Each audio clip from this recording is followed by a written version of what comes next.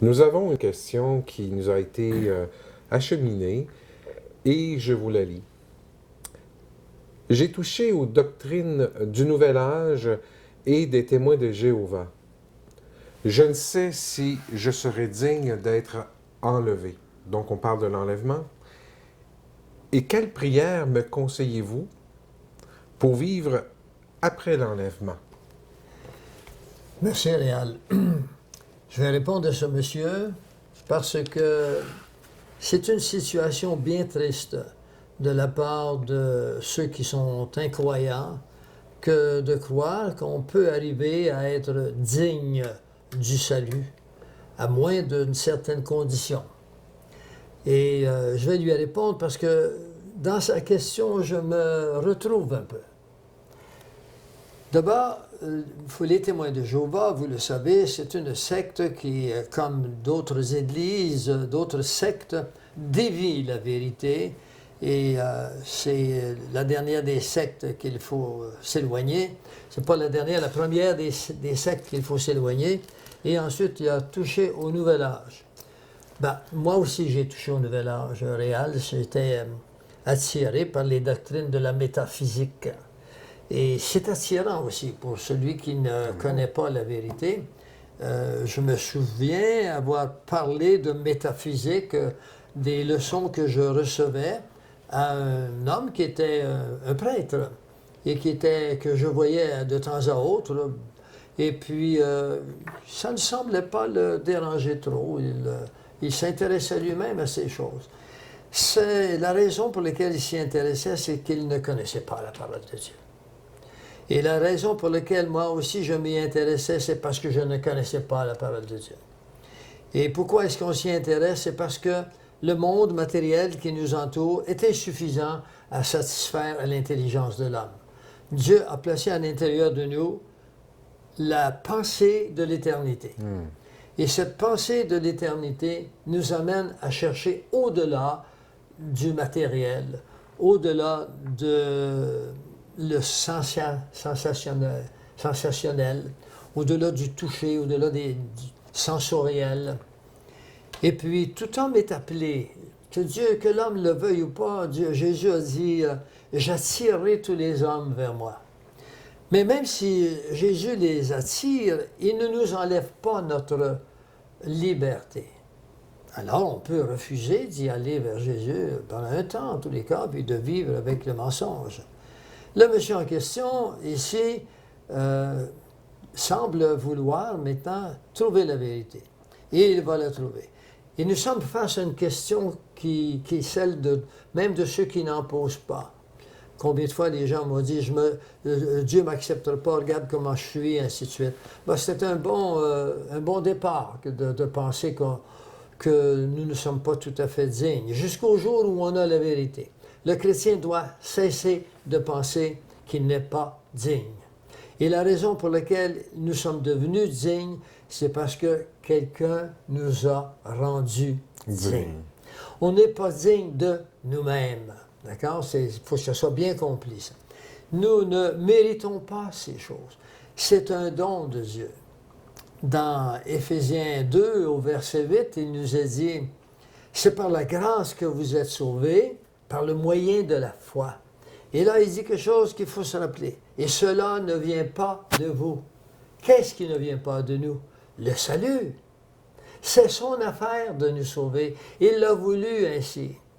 Et lorsque quelqu'un accepte cette doctrine de Jésus, et qu'il continue, parce qu'il y a d'autres doctrines qui viennent donner du corps à ce squelette, même si ce squelette est essentiel, eh bien, il y a dans la parole de Dieu un verset que je ne m'abstiens pas de vous le lire, parce que ce verset pourrait contenir tout le Nouveau Testament.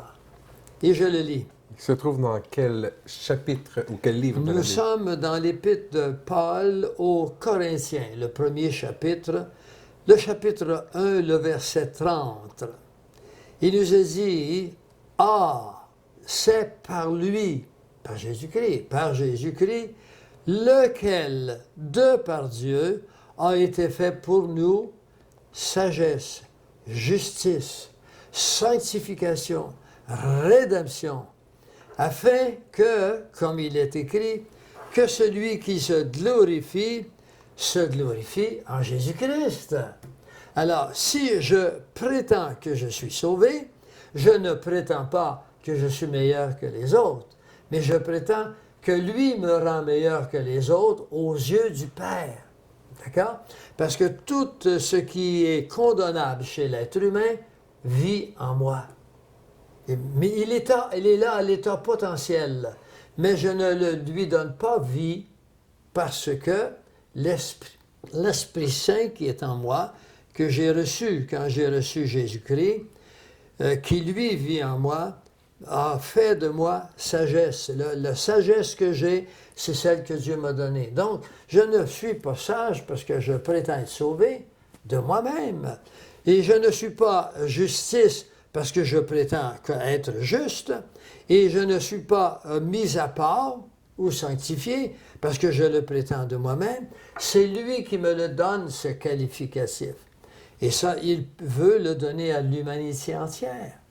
Et c'est pour ça que nous n'avons pas à nous plaindre de ne pas être dignes, parce que celui qui nous a créés a décidé qu'il nous sauvait de cette façon-là, par la foi, c'est-à-dire que je crois qu'il l'a fait parce qu'il veut, puis il le peut, puis il place en moi cette conviction profonde qu'on appelle un réma, et qui fait que lui a ma vie entière maintenant. Ça ne veut pas dire que je veux que je suis prêt à toutes les épreuves que un être humain peut vivre. J'espère que le Dieu que je respecte m'en abstiendra. Donc, ça veut dire que cette personne, si elle retient bien ce verset ou si elle peut prendre le temps de le lire, il n'y aurait pratiquement pas de prière à faire après l'enlèvement, puisqu'elle pourrait être et faire partie de l'enlèvement. J'aime bien votre question parce qu'elle est imposante comme conséquence. Bien, lorsque une personne est sauvée, Dieu lui demande de porter des fruits. D'accord? Pour porter des fruits, il faut que nous mettions un stop à l'homme naturel, à la personne méchante, jalouse, à la personne paresseuse, à la personne envieuse que nous pouvions être. Et ça ne s'accomplit pas seul, ça s'accomplit avec Dieu, il faut que lui présenter nos défauts. C'est nos péchés. Ou l'humilité. Il faut l'humilité, et c'est pour ça qu'il est dit ici, afin que, comme il est écrit, que celui qui se pense digne, que celui qui se glorifie en Jésus-Christ. Parce que c'est lui qui l'a fait en nous. Alors voilà pourquoi nous pouvons demeurer humbles en même temps et bénéficier avec abondance de la grâce de Dieu qui veut mettre en nous ce à quoi nous sommes prêts à accomplir au moment où il le met en nous. Dieu ne vous demande pas d'accomplir ce qui est au-delà de vos compétences, d'accord? Ainsi, si vous êtes capable de me questionner, c'est que vous avez la compétence de le faire. Dieu ne demande pas à un bégayeux de faire le travail que vous faites. Alors, si nous nous approchons de plus en plus de la parole de Dieu, si nous élargissons notre tente avec une foi qui est de plus en plus vivante, et pour qu'elle soit vivante, il faut davantage. Et là, je sais que je vais faire les critiques de certains personnages qu'on peut appeler les pasteurs, mais pas tous, d'accord? Il y a des exceptions pour tout. Parce que je veux dire, il faut que nous ayons plus de connaissances. Parce que la foi, ce n'est pas un pas dans le vide, c'est la connaissance de Dieu. Et la Bible nous le dit bien, il nous dit, la foi vient de la connaissance de la parole. Alors, plus on connaît la parole, plus on a la foi. Parce que la parole nous montre différents angles de la personne de Jésus-Christ que nous ne connaîtrons jamais complètement tant que nous ne serons pas face à lui après l'enlèvement ou après la mort, quand vous êtes mort, dans la foi en Jésus-Christ. Et effectivement, j'ai un ami à moi qui partageait justement cet élément qui disait que la connaissance et la foi vient de la connaissance de la parole de Dieu. Et pour ceux qui ne lisent pas cette parole de Dieu et qui ne la connaissent pas, c'est de gérer sa vie avec ses émotions. Alors Dieu n'est pas dans l'émotion, Dieu est dans la parole et cette connaissance se trouve dans la parole. Et c'est ce qui fait que des fois, je pense que certains chrétiens sont dans une émotion et ne sont pas réceptifs à venir justement à Dieu et donner leur vie à Dieu, comme vous venez de nous préciser dans ce verset. Permettez-moi de l'enrichir, ce que vous venez de dire. Bien sûr. Dieu est esprit, Oui. il s'adresse à notre esprit. Les émotions sont de l'âme. Et voilà. Et l'esprit parle par Dieu, sauve l'âme. Pourquoi? Parce que les gens qui m'entendent enseigner m'entendent souvent dire l'âme, notre âme, elle est folle. Il ne faut pas se fier à notre âme. Il faut se fier à l'esprit que Dieu met en nous. L'esprit doit régner sur l'âme avec ses émotions et l'âme doit régner sur notre corps. Et c'est ainsi qu'on descend l'échelle sans tomber.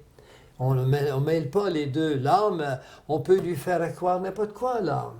Et c'est pour ça qu'il est très important que l'Église, quand je parle de l'Église d'ensemble, moi je lis beaucoup de choses qui arrivent aux États-Unis actuellement, qui font partie des éléments qui composent l'apostasie. Et à quel point maintenant on s'attaque à nos jeunes, on s'attaque à des enfants maintenant, dans le but de les corrompre dès le départ. Et Dieu dira, celui qui scandalise ses petits-enfants, vaudrait mieux qu'on lui mette une meule à son cou qu'on le met au fond de la mer. Alors, nos enfants dans les écoles, maintenant qu'ils s'en viennent où on accepte à peu près tout, maintenant, tout est bonifié, de l'homosexualité jusqu'à la pédophilie, tout est correct, c'est pas un problème, c'est naturel. Oui, c'est vrai que c'est naturel, tout à fait naturel, à l'homme naturel.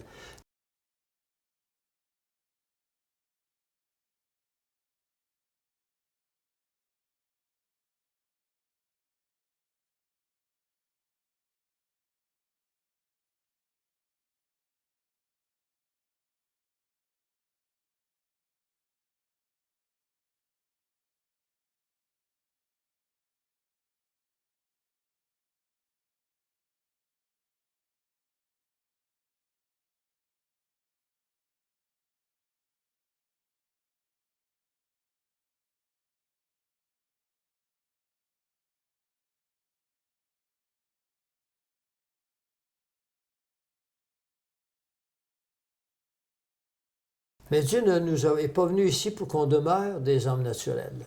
L'homme naturel, dans la parole de Dieu, il est condamné. L'homme naturel, c'est nos instincts, c'est nos émotions, même nos affections. Alors que Dieu parle à notre esprit. Et c'est l'esprit qui doit régner sur l'âme. Et notre âme, lorsqu'elle a été disciplinée par la connaissance de la foi, et la foi de la connaissance, dans la connaissance de la parole de Dieu, va agir sur notre âme. Moi qui suis avec des malades depuis 54 ans, je dois vous dire que j'en vois des gens qui sont malades à cause des émotions, parce qu'ils n'ont pas la connaissance que Dieu nous demande d'avoir. Est-ce que ça va? Merci beaucoup. Plus particulièrement, M. Gilbert, je vous ai entendu déjà parler que l'esprit nous est donné par Dieu et que l'âme, de soumettre notre âme à notre esprit. J'aimerais peut-être vous réentendre à ce sujet-là. Bien, comme Dieu est venu sauver nos âmes, Oui. n'est-ce pas? Alors, l'âme, il faut croire que c'est là qu'est le problème, notre âme. Et je vous le répète, notre âme, elle est folle un peu. Et on peut parler des techniques d'endoctrinement. C'est pas notre esprit. Ils vont la réduire, notre esprit, par ces doctrines. Parce qu'il vient un temps où l'âme prend toute notre vie. On ne doit pas laisser toute la vie prendre notre âme. La vie de l'esprit est plus importante puisque Dieu vient chercher notre esprit. Et si l'âme n'est pas attachée à l'esprit, mais Dieu n'y peut rien. Il faut que notre âme et notre esprit deviennent un. Ça veut dire que mon âme doit être soumise à l'esprit parce que l'esprit est donné par Dieu. Donc, si je reviens à l'esprit, l'âme et le corps, ça veut dire que mon âme doit être soumise à l'esprit afin d'être soudée à mon esprit. Et quand Dieu rappelle son esprit, mon âme suit. Je n'ai rien à ajouter, Réal, c'est très très bien exprimé. Oui. Effectivement, il faut que l'âme, Dieu ne nous empêche pas d'avoir des émotions. Les animaux ont des émotions, ce qui veut dire que l'émotion, elle est un petit peu animale, d'accord?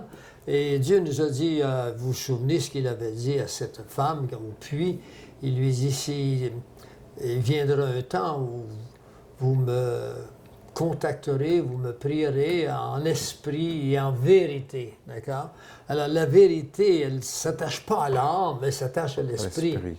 Et lorsque l'esprit a été discipliné, qu'elle a été maté par la parole de Dieu, par la discipline de la parole de Dieu, eh bien notre âme, elle est heureuse avec notre esprit qui lui a dicté. C'est de la pâte molle, notre âme. On peut lui donner la forme qu'on veut. Et c'est une vie que ça prend. Et ça n'a rien à voir avec le salut, parce que le salut, il est immédiat quand on accepte Jésus comme notre sauveur. Il ne faut pas comprendre que Dieu va nous aimer que lorsqu'on sera arrivé à la perfection, on n'y arrivera jamais. Mais pour la qualité de notre vie, il est très important que nous ne soyons pas soumis à tout vent de doctrine, à toutes les influences qui viennent de l'ennemi dans notre esprit, parce que l'ennemi passe par notre intellect, pardon, plutôt, et que nous puissions être des gens libres.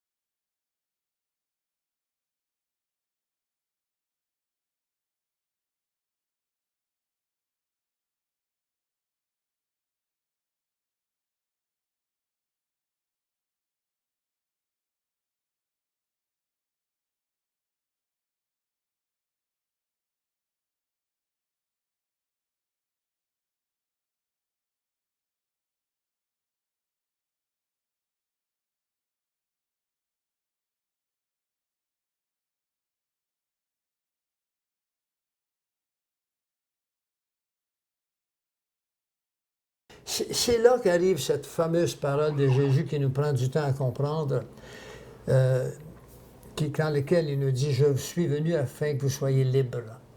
Libre de quoi? Libre de tout ce combat dans notre âme, dans notre cœur humain, notre cœur de chair. Il veut que tout ce bagage pré-adamique qui a été modifié par le péché soit maintenant rassemblé en tous les cas avec notre esprit et que lui fera le reste après.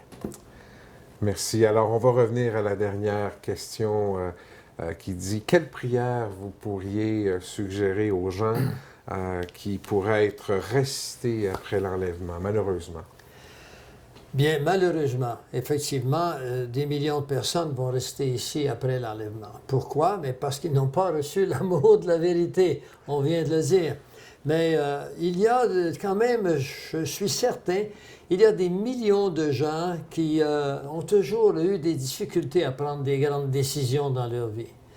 Qui ont travaillé dans des bureaux pendant toute leur vie, puis le patron leur dit quoi faire toute la journée, puis ils ne prennent pas de décision. Ils finissent par avoir un comportement de soumis à l'année longue. Et ils sont incapables de prendre des décisions profondes, de servir, de s'engager dans un chemin, puis on le tient là. Alors, ces gens-là sont des mous. Et c'est pour ça que le Seigneur dit que celui qui prie, s'il n'est pas défini, eh bien, lui, sa prière ne fonctionnera pas, quoi. Parce que Dieu aime les gens définis, il n'aime pas les pâtes molles. Et la parole de Dieu est une discipline extraordinaire. Dieu veut que nous soyons soumis à sa parole parce qu'il sait très bien que c'est là qu'on y trouve notre joie et notre bonheur.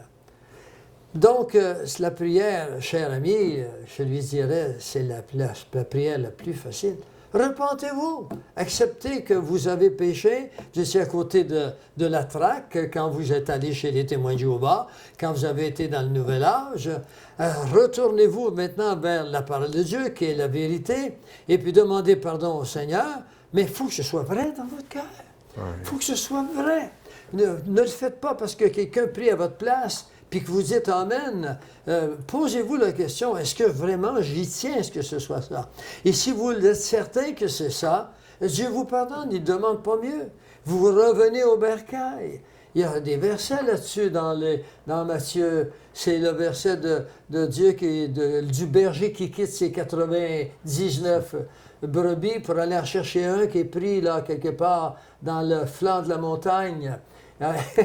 Il le prend avec son bâton entre les jambes et il l'amène au grand berceau. Alors, ce qui veut dire que oui, il faut cesser de vous inquiéter si vous avez fait le pas. Il faut mettre fin à cette histoire de s'inquiéter. Vous ne pouvez pas faire autrement que penser à... On peut, dirais-je, on peut oublier, c'est-à-dire on peut pardonner à quelqu'un ou à soi-même, mais on ne peut pas oublier. Pourquoi est-ce qu'on ne peut pas oublier? Parce que ça fait partie de nos facultés.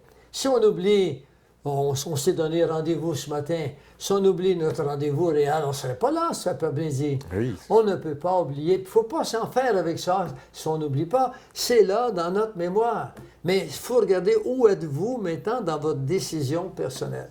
Et c'est tout ce qui compte. Il faut arrêter de s'inquiéter à outre mesure et à en devenir malade parce que Dieu veut qu'on soit joyeux. Réjouissez-vous toujours dans le Seigneur. Vous connaissez? Oui. Philippiens 4:4.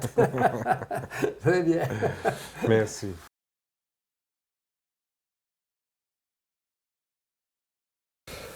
Alors, docteur Gilbert, nous avons une autre question concernant l'aspect des géants venus sur la Terre, les relations qu'ils ont eues avec les êtres humains, et donc vous avez parlé des Néphilim.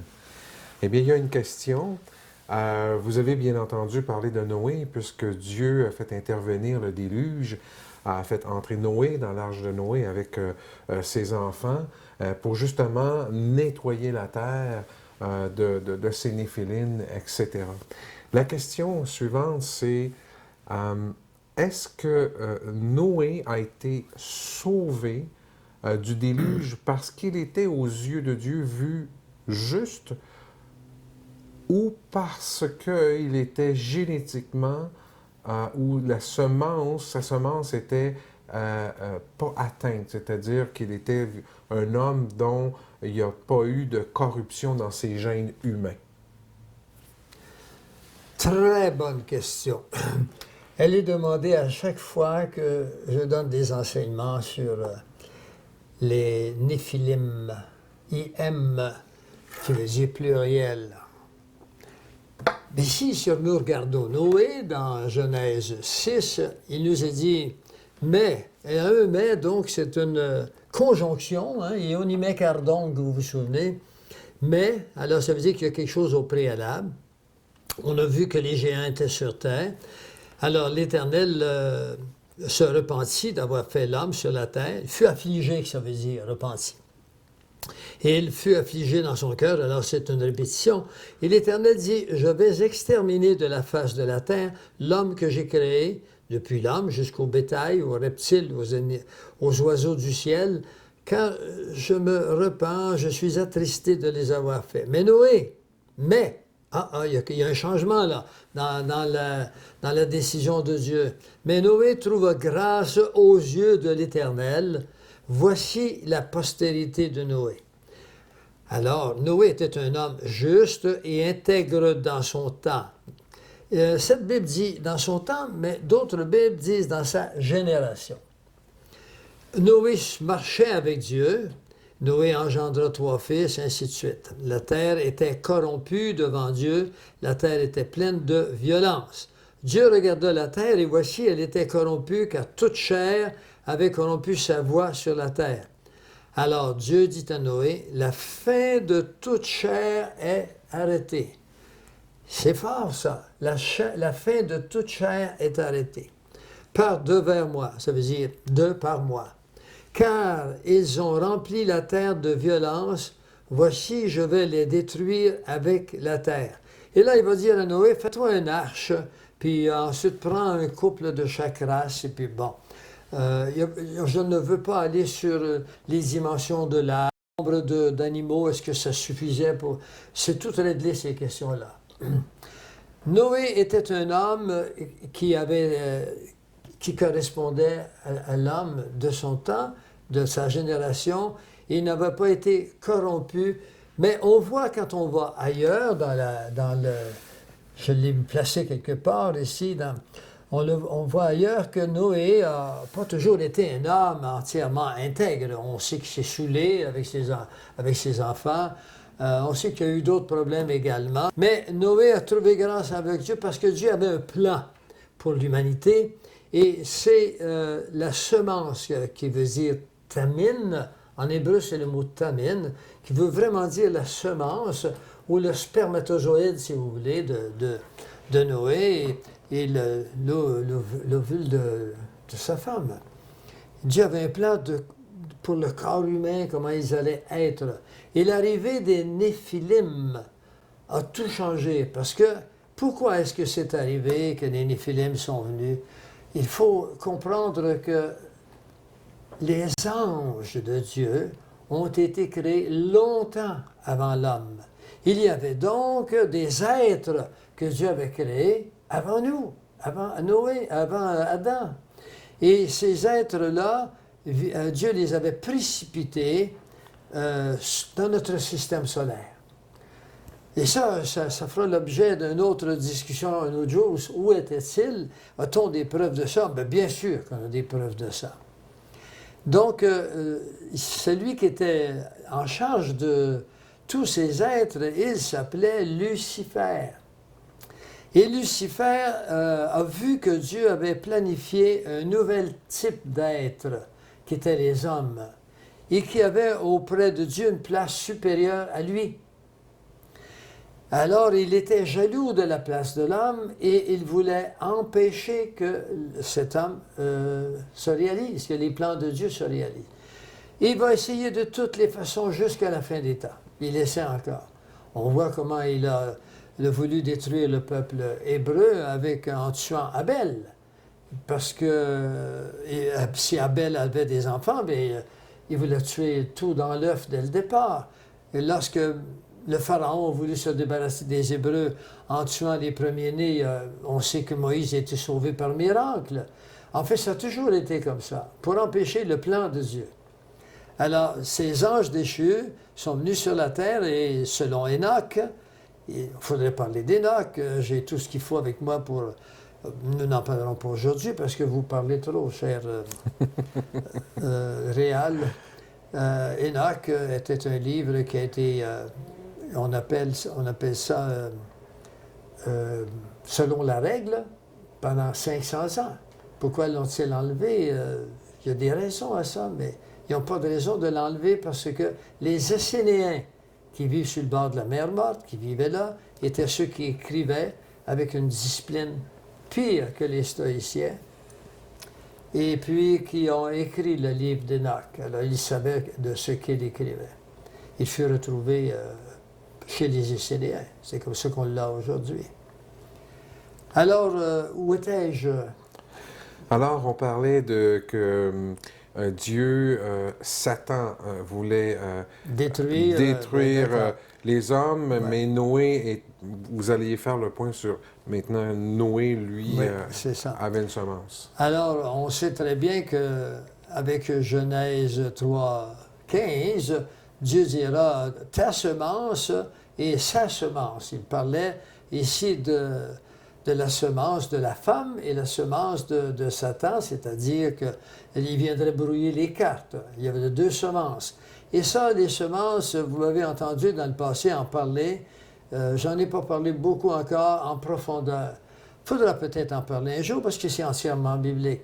Mais même les chrétiens évangéliques, on leur a soustrait certains passages de la Bible qu'on ne comprenait pas à cette époque. Vous savez, ça fait pas plus de 25 ans qu'on a accès à la traduction hébreu et puis la traduction grecque et araméen. On ne comprenait pas tout le temps la racine des mots.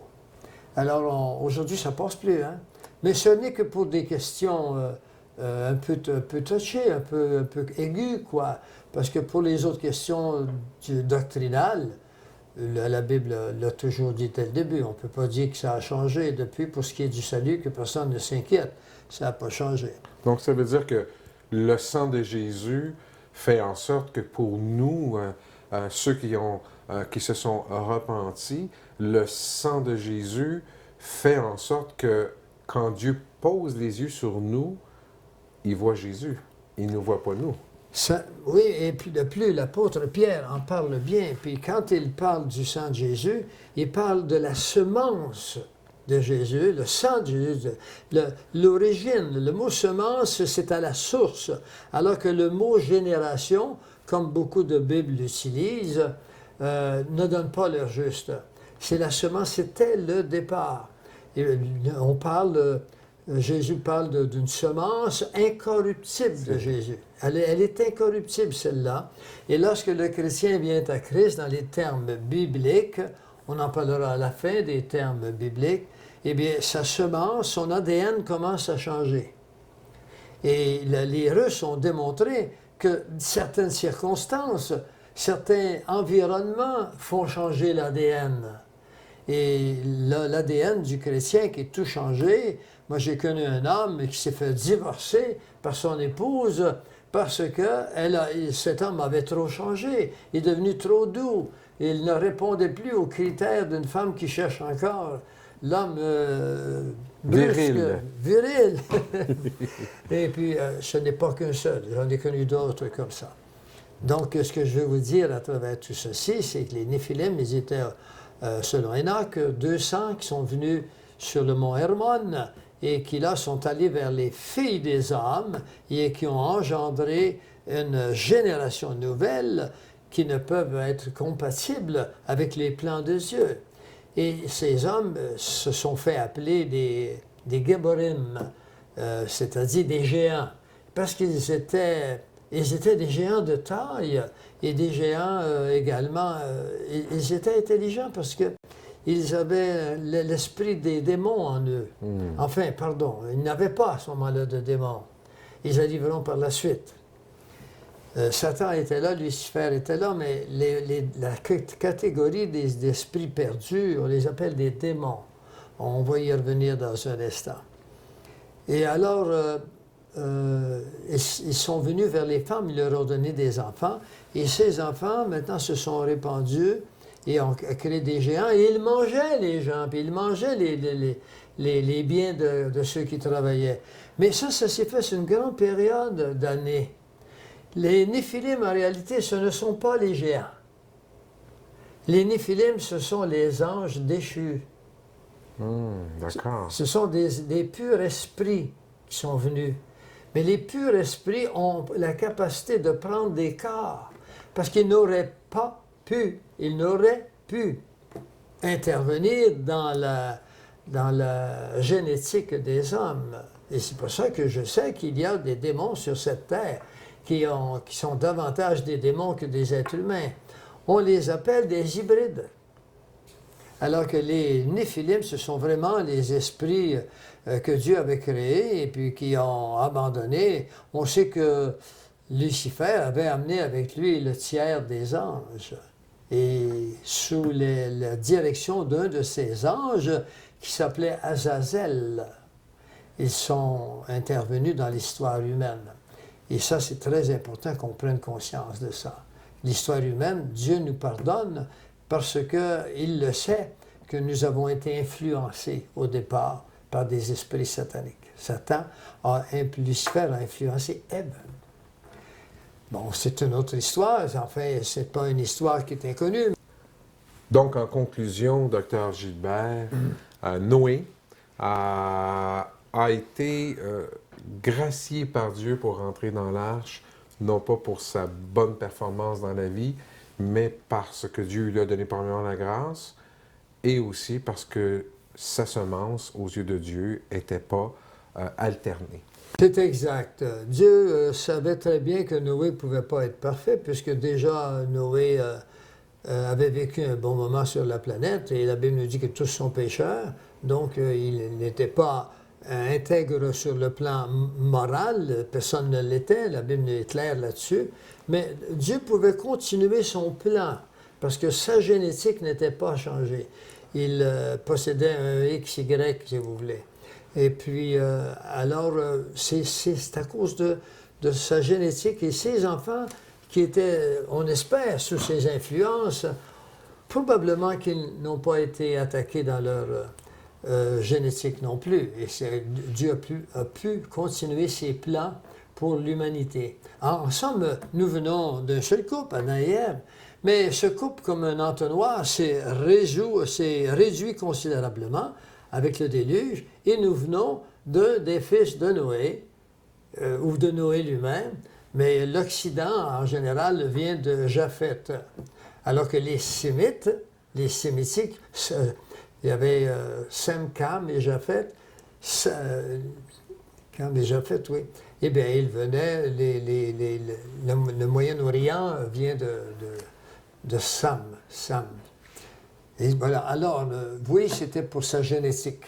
Il y a d'autres questions qui ont un petit peu été soulevées avec plusieurs personnes, à savoir, est-ce que le fait que Dieu a permis qu'à travers Noé, sa famille a été sauvée, un peu comme à travers la grâce que Dieu a donnée à Noé, est-ce que moi aujourd'hui qui crois en Jésus-Christ et j'ai de la famille proche de moi qui ne sont pas encore sauvés, est-ce que le fait que moi je suis maintenant sauvé aux yeux de Dieu à cause du sang de Jésus, aux yeux de Dieu, quand Dieu me regarde, il voit Jésus-Christ, donc je crois en lui, c'est pas moi qui vois, c'est Jésus, c'est la raison pour laquelle il me permet d'être proche de lui. Est-ce que, comme Noé, lorsque l'enlèvement va se faire, je peux prétendre que ma famille va me suivre? Réal, je suis tellement heureux que vous posiez cette question. Vous allez voir, ma réponse ne sera pas longue, elle va être concise, puis elle va être radicale. Et la réponse est celle-ci.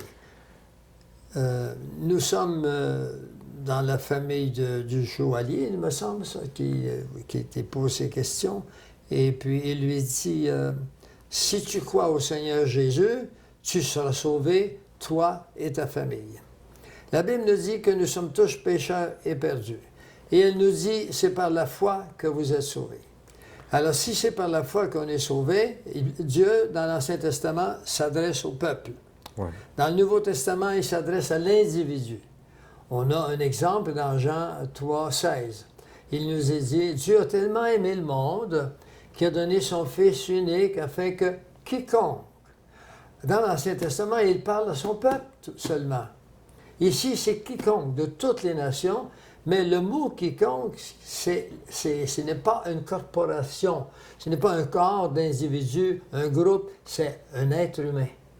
Alors, tout être humain qui répond à Dieu en disant « Oui, je crois en toi », il est sauvé. Alors, il est impossible que ce soit parce que le Père a cru et que les enfants sont absolument incroyants qu'ils soient sauvés. Ce qu'il voulait dire, c'est que tes enfants aussi seront sauvés de la même manière que toi, tu as été sauvé. C'est-à-dire que ce n'est plus par la loi, c'est par la grâce. Crois en moi seulement et tu seras sauvé. Sinon, Réal, ça nous rendrait la vie facile. Qu'est-ce qu'il nous resterait à faire? Ce serait d'évangéliser les pères seulement. Ça ferait pas mal moins de monde à évangéliser. Ils seraient tous sauvés. N'est-ce pas? C'est exactement, Dr. Gilbert. Merci beaucoup.